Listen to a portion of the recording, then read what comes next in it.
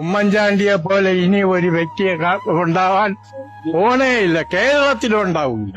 ഞാൻ ഒരു കാര്യമായിട്ട് അദ്ദേഹത്തിന്റെ മുമ്പ് ചെന്നപ്പോഴത്തേക്ക് അദ്ദേഹം ഇല്ല, 2:30 മണിക്കേ വരികയുള്ളെന്ന് പറഞ്ഞു. സെക്യൂരിറ്റി ഇറങ്ങി നാളെ വന്നാൽ മതി. ഇല്ല സാറിനെ ഞാൻ കണ്ടിട്ടേ പോകുള്ളൂ എന്ന് പറഞ്ഞു. അവിടെ ഇരുന്ന് വന്നപ്പോ രാവിലെ 9 മണിക്ക് വന്ന മനുഷ്യനാണ്. ഇനി വിളിക്കാൻ പറഞ്ഞു.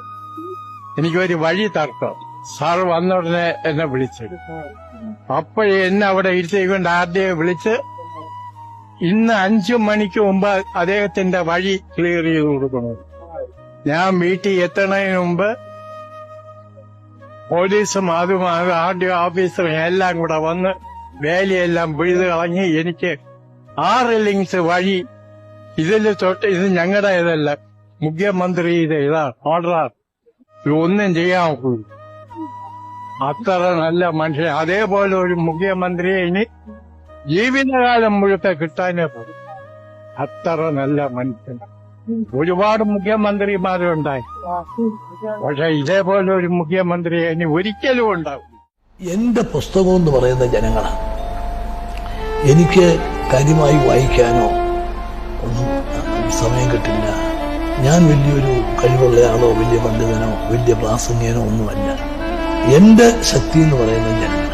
അവരിൽ നിന്ന് കിട്ടുന്ന വിവരങ്ങളാണ് എന്റെ അറിവ്, എന്റെ സമ്പത്ത്, എന്റെ പരിചയം എല്ലാം ജനങ്ങളിൽ നിന്ന് കിട്ടുന്ന.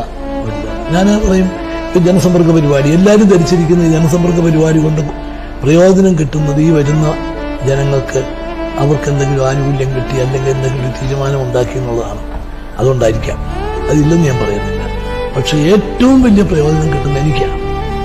എനിക്ക് ജനങ്ങളിലേക്ക് ചെന്ന് അവരുടെ പ്രശ്നങ്ങൾ എന്തൊക്കെയാണ്, അത് പരിഹരിക്കാൻ എന്തൊക്കെയാ തടസ്സങ്ങൾ, അത് പരിഹരിക്കണമെങ്കിൽ എന്തൊക്കെയാ വേണ്ടത്, ഈ കാര്യങ്ങൾ എനിക്ക് നേരിട്ട് അനുഭവസ്ഥരിൽ നിന്ന് എനിക്ക് കിട്ടുക.